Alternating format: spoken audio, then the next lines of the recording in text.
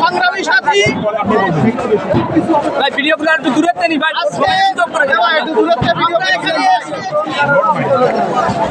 থানা বিএনপির পক্ষ থেকে সংহতি প্রকাশের জন্য আপনাদের সাথে এসেছি। আমাদের সন্তানরা ঢাকার রাজপথে আন্দোলন করেছিল, সেই আন্দোলনে শত শত ছাত্রের আত্মাহুতি দিয়েছে। সেই রক্তের বদলা নিতে হবে, তার দাবিতে সারা বাংলাদেশ ফুসে উঠেছে।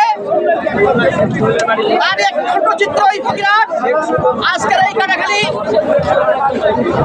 এই ছাত্রদের সাথে সহমর্মিতা প্রকাশের জন্য আমাদের দলীয় মহাসচিব বিএনপির মহাসচিব ফখরুল ইসলাম আলমগীর আহ্বান জানিয়েছেন।